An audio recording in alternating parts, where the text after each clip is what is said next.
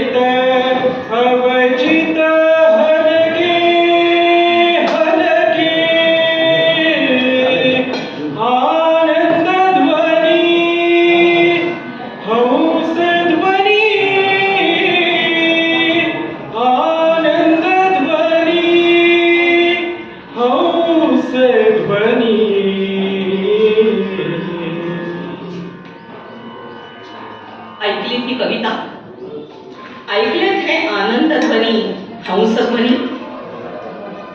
या अशा कविता आणि गाणी ऐकली ना की एक प्रश्न पडतो की हे सगळं येतं कुठून, हे शब्द येतात कुठून, ही लय येते कुठून. गंमत म्हणजे अनेकदा कवीकडेही या प्रश्नाचं उत्तर नसतं. आता या प्रश्नावर कवी म्हणतो की मनात सावल्या हलतात कुठल्या कुठल्या, मनात सावल्या हलतात कुठल्या कुठल्या, शब्द उतरत जातात शुभ्र कागदावर. मी सोबत ऐकू येत राहतो त्यांचा नाद. मग स्मरू लागते कवीला त्याच्या कंठातील ओवी, आणि मग आकाशाकडे तो जे मागणं मागतो ना ते हे मागणं, ही प्रार्थना.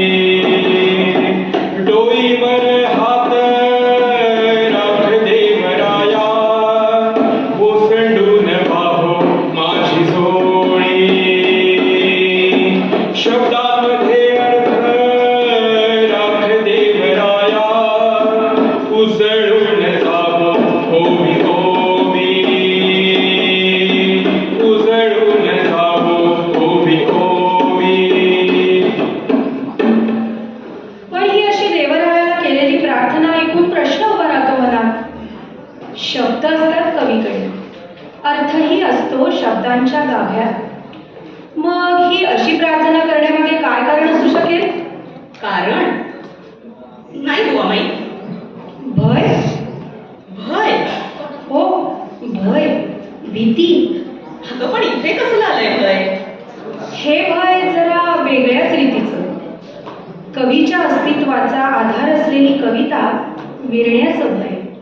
ज्या सर्जनशीलतेच्या धाग्यानं जगणं विणलेलं आहे कवीचं, तो धागा उसवण्याचं भय. आता तू म्हणतेस तसं असेलही, पण कवी मार्ग काढतोच त्यातून, आणि या भयावर मात करायला शिकतोच कवी, आणि त्याला हे शिकवते ते त्याची कविताच. हो, हे मात्र खरं. पण भय संपलं म्हणजे सारं काही सुखरूप होतं असं नव्हे. त्यापुढे काय होतं ते ऐक. कवितेच्या डोहापाशी मी स्वच्छ रिक्त हस्त सुखरूप, सार काही सोडून मुक्त. तरीही काम डोळा पाणी, जसं देवाघरचं नक्षत्र. पण मी म्हणते, हे असं डोळ्यात पाणी दाटत असतानाही का हा अट्टहास कवितेच्याच गावात मुक्कामाचा? दुसरं गाव नाही का मिळत?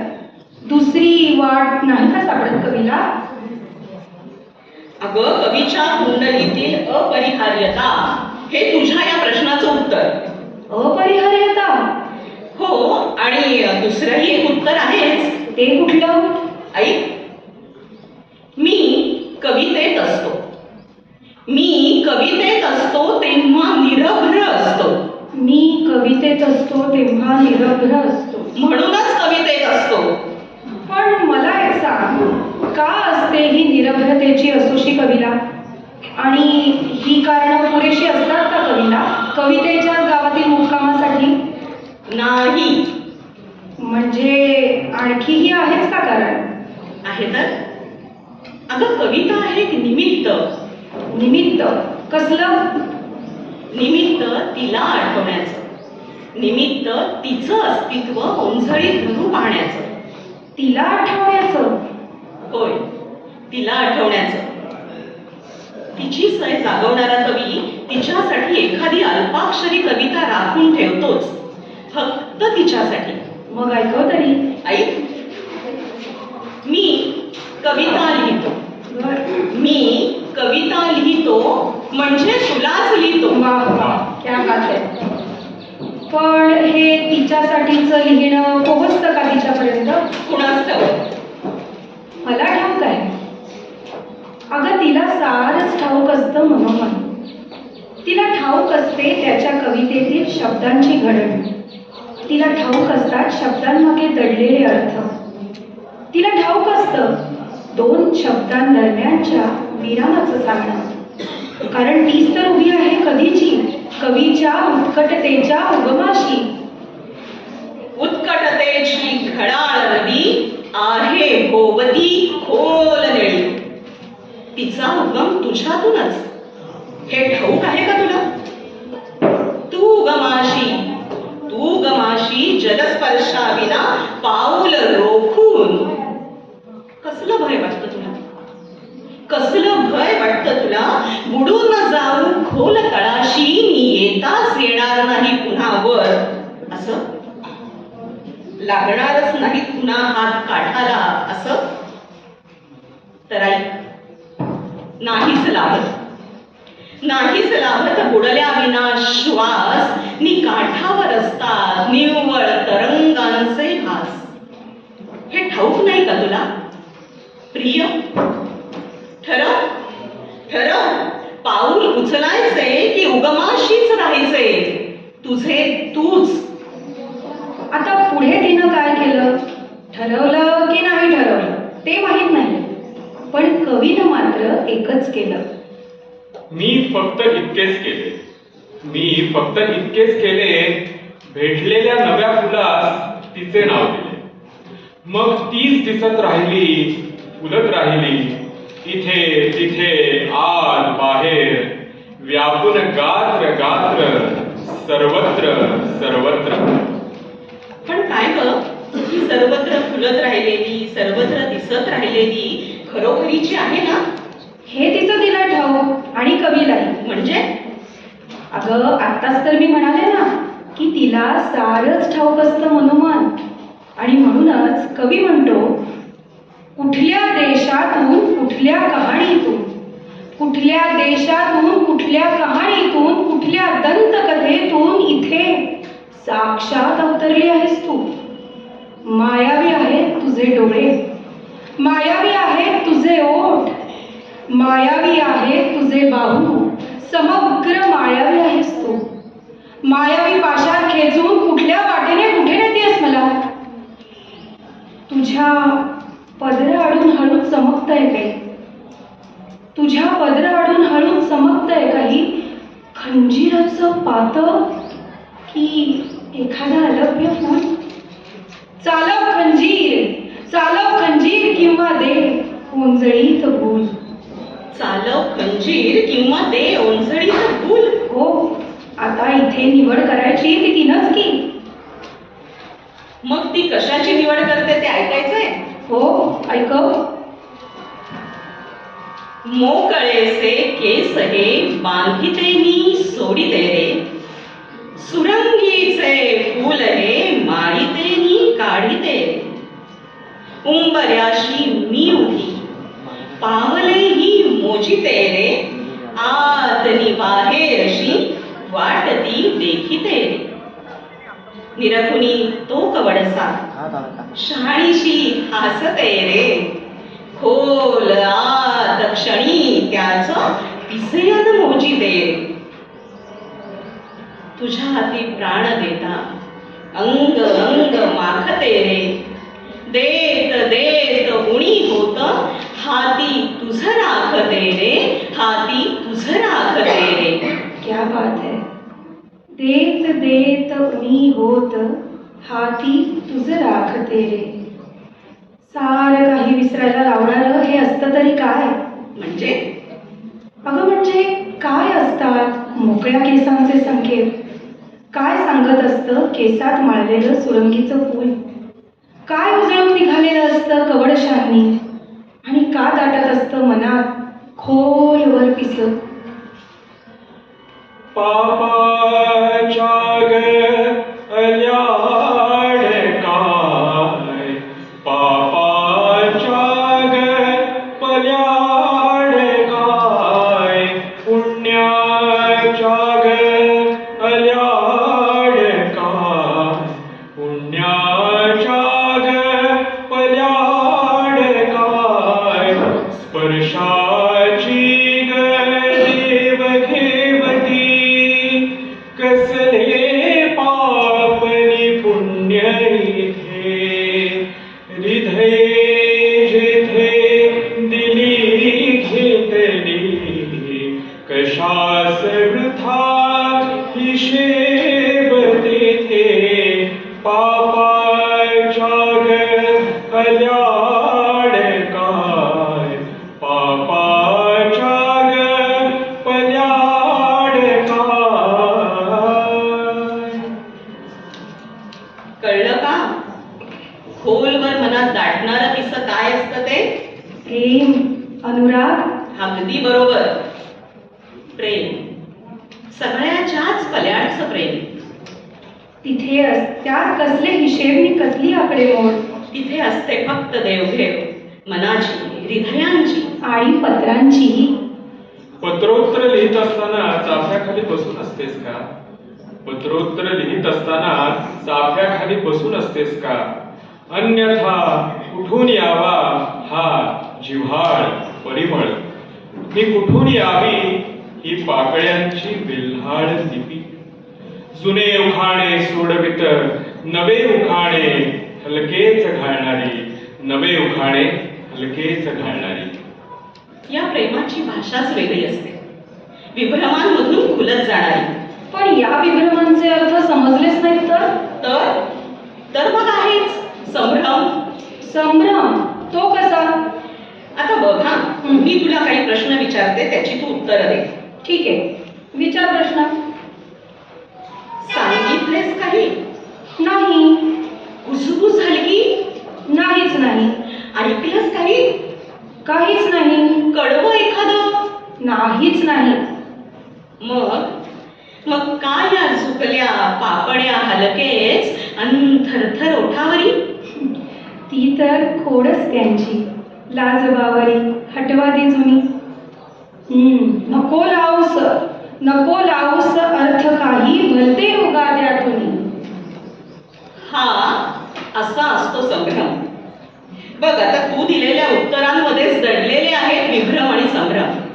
काही सांगितलेस का, ऐकलेस का, कुजबुजलीस का, या सर्वाला तिचं उत्तर आहे नाही.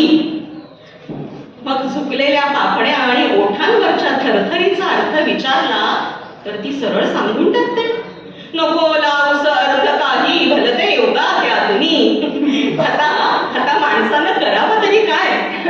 बिचारा तो तिच्या संभ्रम विभ्रमांचे अर्थ लावता लावता संभ्रमित झालेला. त्याच्या या अवस्थेवर हसू नकोस अशी. कारण काही वेळ तो असा संभ्रमित होतो खरा, पण त्याला माहित असतं या संभ्रम विभ्रमांचे अर्थ कोण सांगेल ते. कोण बरं. अगं श्रावण. श्रावण.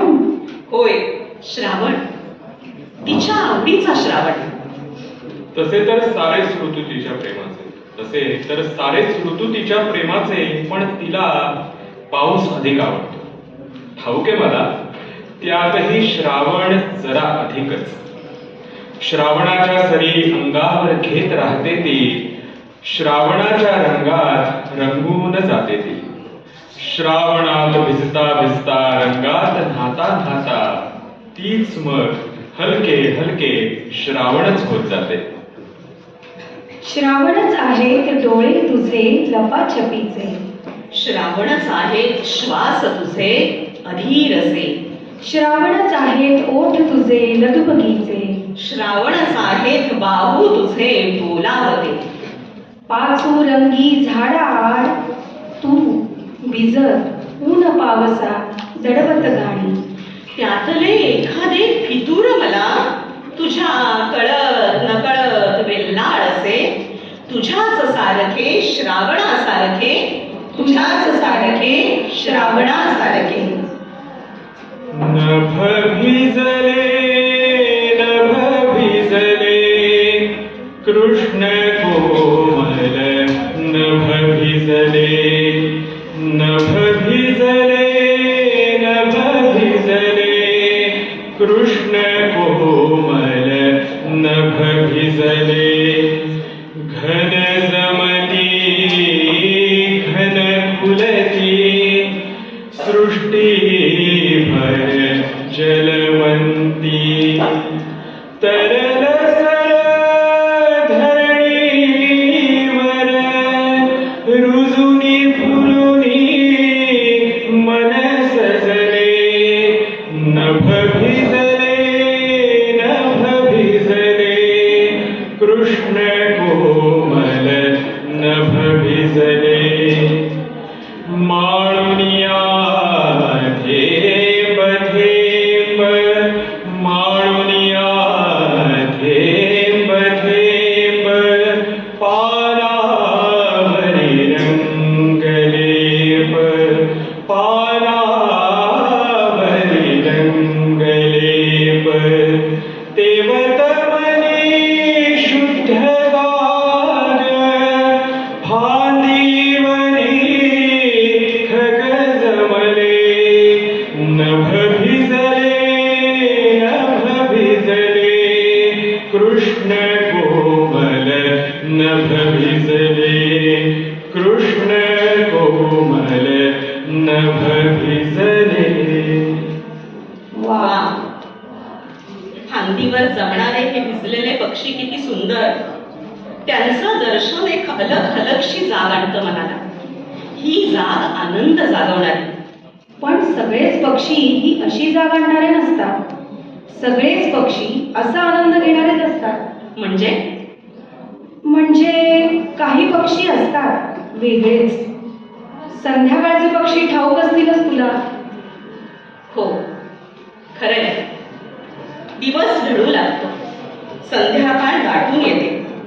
दिवे लागणीचे हे प्रहर का कुणास ठाऊक मनात कालवाकालव करून जातात.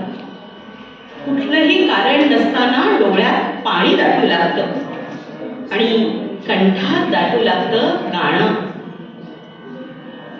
कुठून कशी होते ही दिवे लागण श्यामल संध्याकाळी.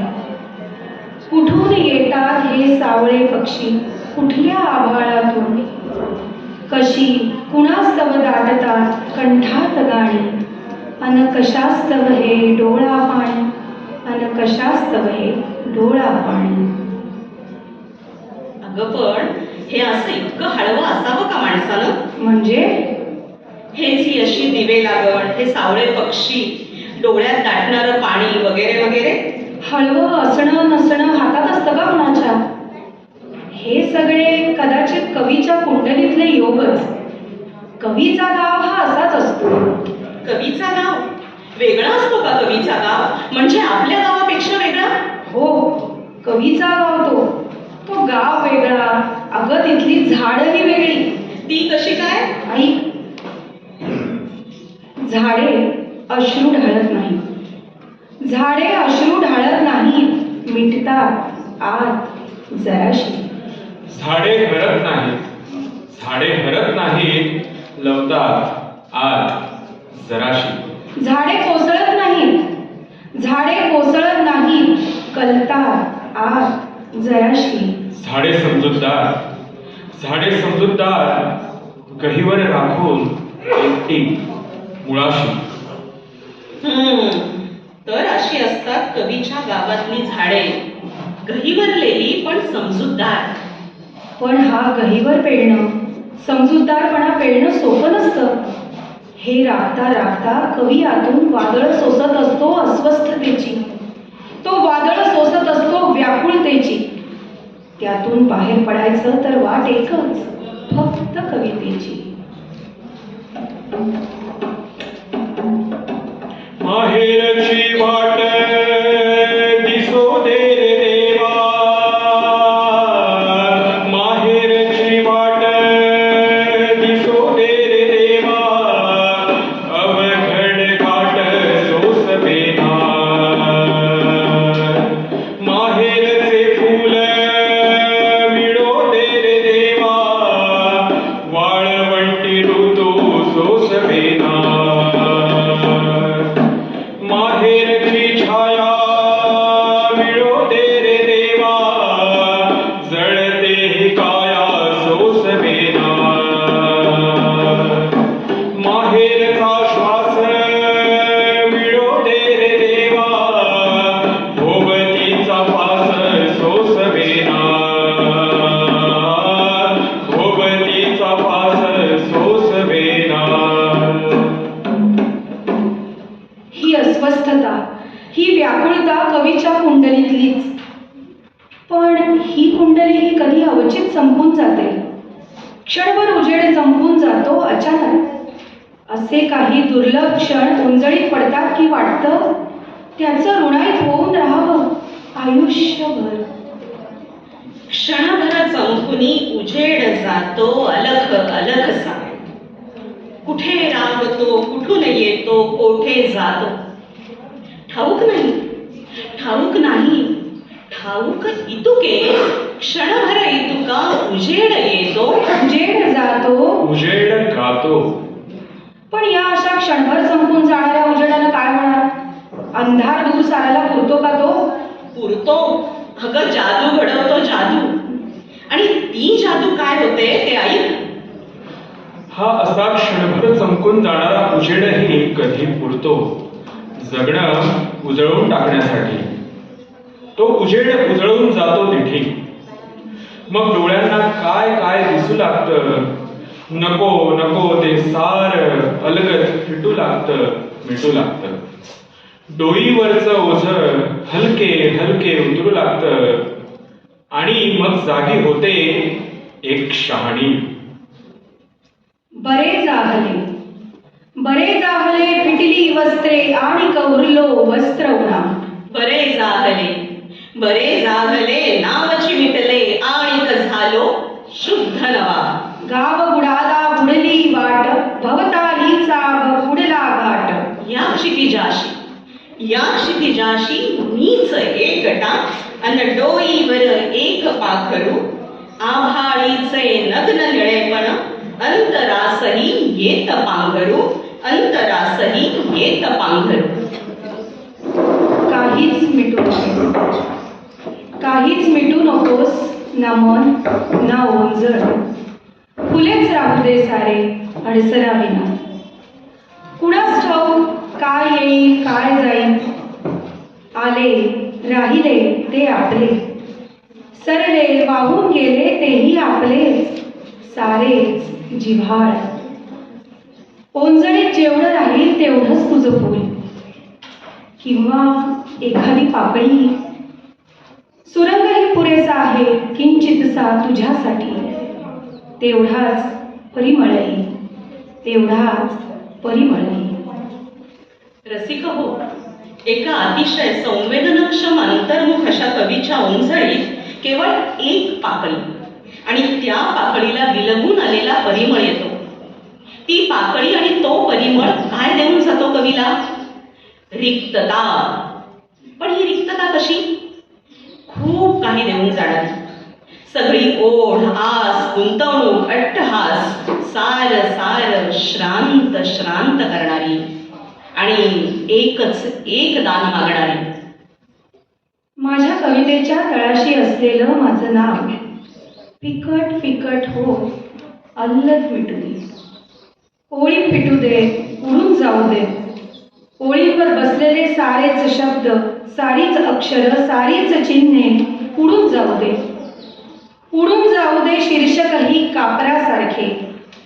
उरू दे रिक्त शुभ्र कागद, अवकाशासारखा अवकाशासारखा.